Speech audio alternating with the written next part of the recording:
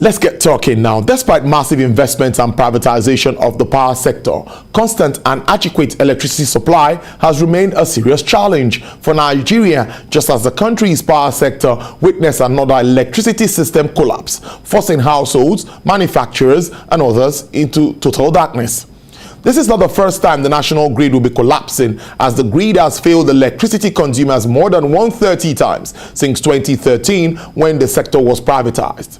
Although the federal government claimed that it has solved the power outage being experienced across the country, but the electricity situation in the country has been in its worst moment since the past month, as generation capacity dropped to about 2,000 megawatts, with about 14 power plants shutting down.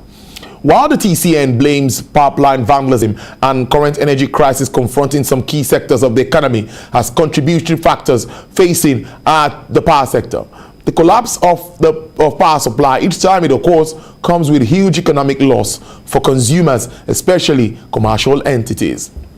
To help us address this challenge and understand what this means, we are going to be joined by this industry player who is the Chief Executive Officer of Century Power Generation Limited, Dr. Chukwueloka Ume. It's good to see you, Dr. Chukwueloka. Good afternoon to you.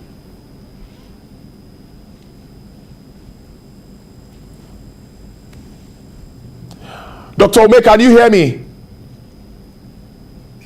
Yes, Tolu, I can hear you. Oh, great, great. And nice to be here again. Beautiful. Now, do you think we can have a strong public buy of federal government's words from yesterday's issues leading to the power grid collapse have been attended to? That's what they told us. Following the fate of blackouts 48 hours after initial investigation on the grid collapse. What do you think about this back and forth about the collapse and all of that?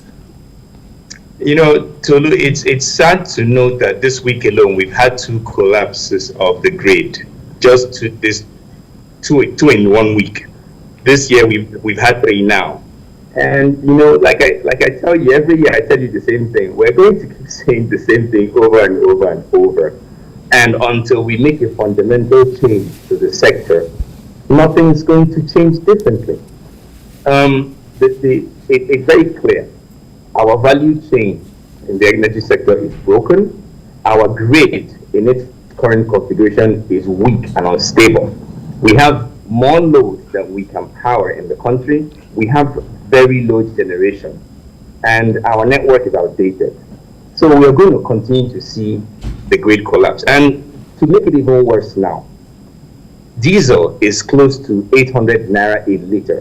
What that means is people, companies, houses, factories that would typically be running on only diesel generators will be looking to connect to the grid. So the load on the network is going to get worse, and the grid will continue to collapse. This is a reality, and we cannot wish it away. Now, what the government just said that they fixed is a very temporary fix. It's like you have a huge gash on your body, and you take a Band-Aid and stick it over. It doesn't solve the problem. It doesn't solve the problem. Since 2013, of course, we've had conversations on what are the proceeds from this process. Of course, after privatization, reforms and innovation on grid and off-grid power solutions. Well, but the ruling sentiment is that the poor state of maintenance and lack of will to overhaul the power infrastructure will make this blackouts last longer. Now, what do you think on the part of, from your end, discos and transmission companies, how do we begin to make more sense? We've talked about coming together on the table and discussing these issues. What are the quick wins?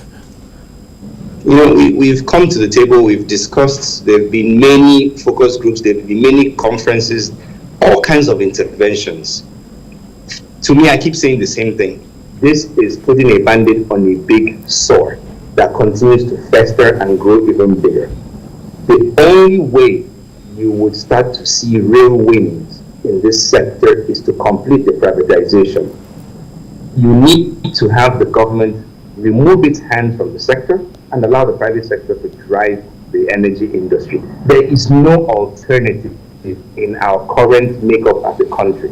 There is no alternative. Anything that anyone tells you is just wishful thinking. We continue to have the government make interventions.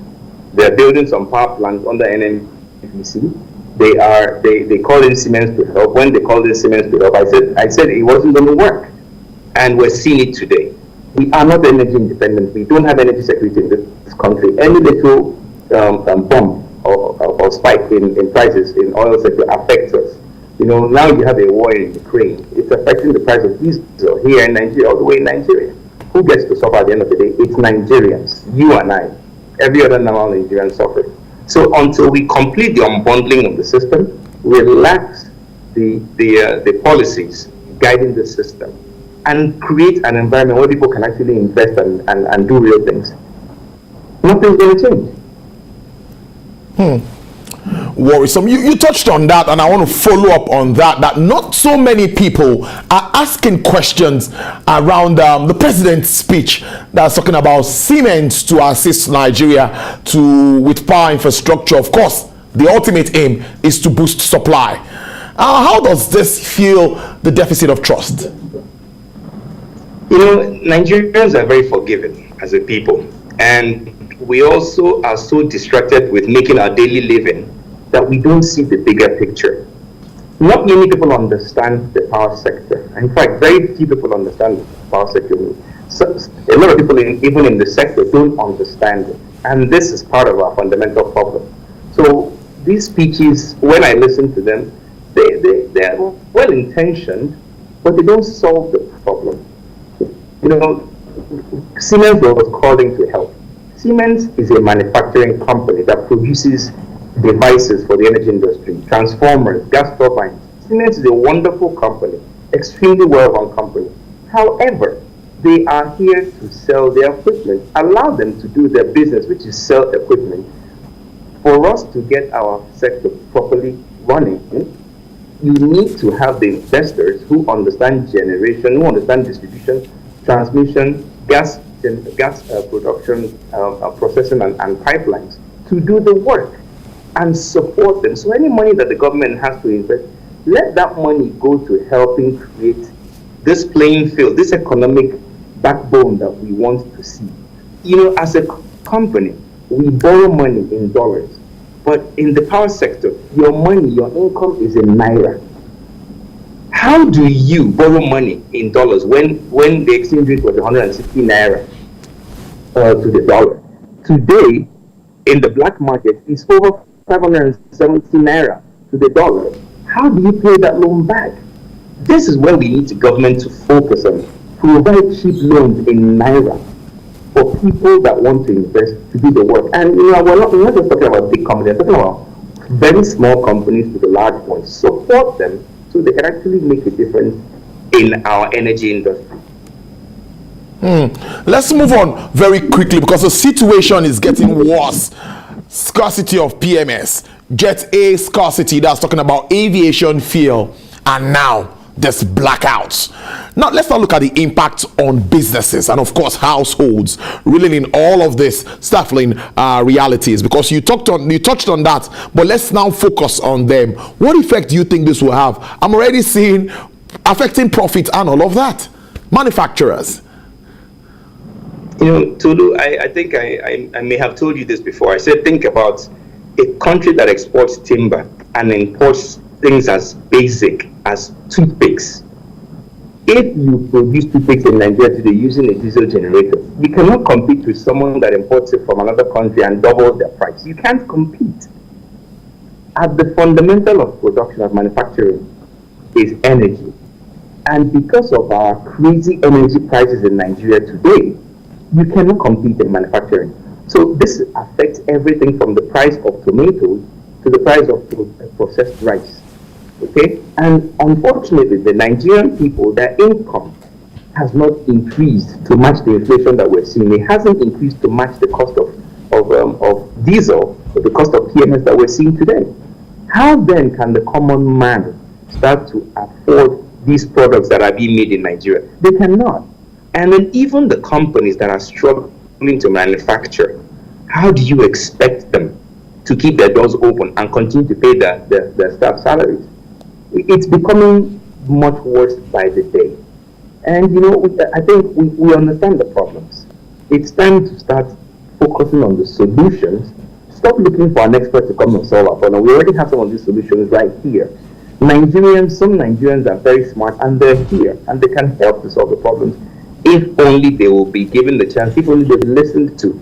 We need to quit putting square pegs in round holes and vice versa. That's the only way we will start actually addressing the problem. There are a lot of smart people here. There are a lot of smart people working for the government today. Unfortunately, the smart ones, most of the smart ones are not being heard. They're not being listened to. So we're going to continue to see this vicious cycle. The grid will continue to collapse. Prices are going to continue to run away. Meanwhile, the income of people stays the same. We need to do something different.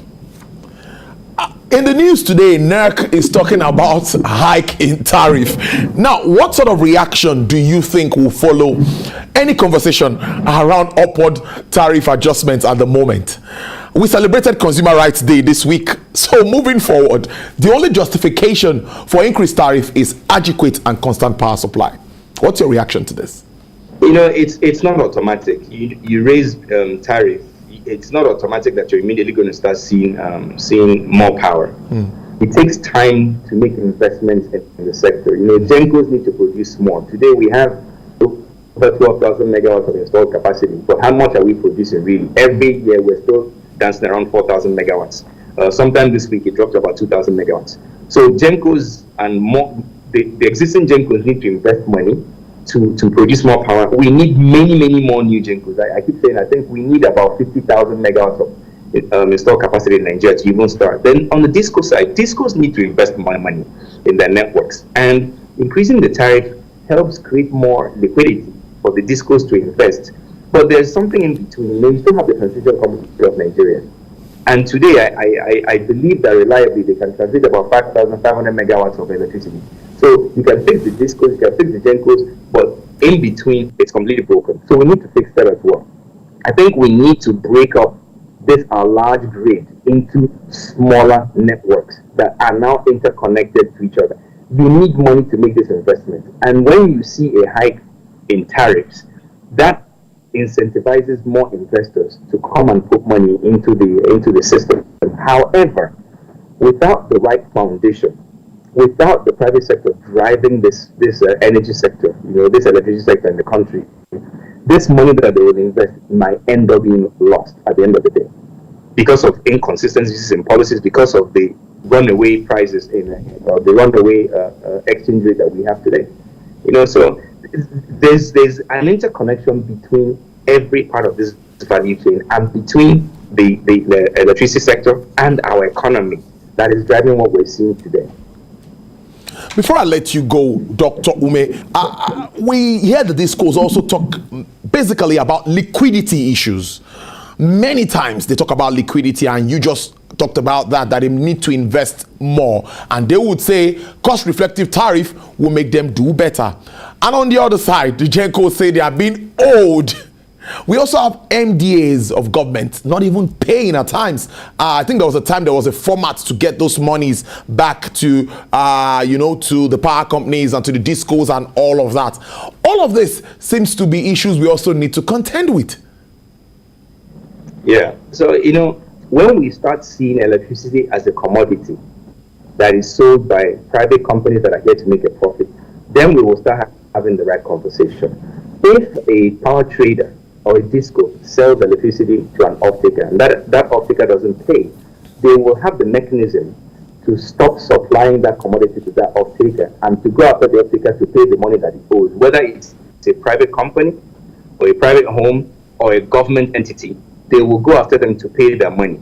That is the way to do proper business. And then, by the way, if the DISCO does not pay the GenCo for the power that it supplies to it, then the GenCo stops supplying to that DISCO or power trader and sells it somewhere else. This is what a proper market should look like.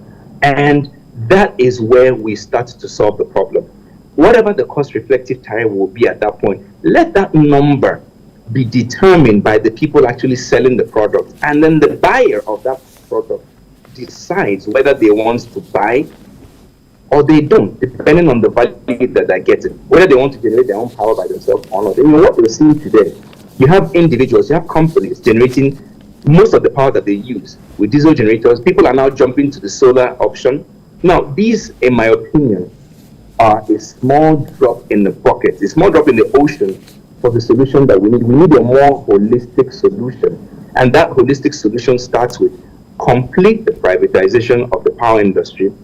Government step back, let this industry be run by professionals in the private sector, and just create regulations that will guide the way the whole sector works to make sure we're not damaging the environment or doing anything unethical in the country.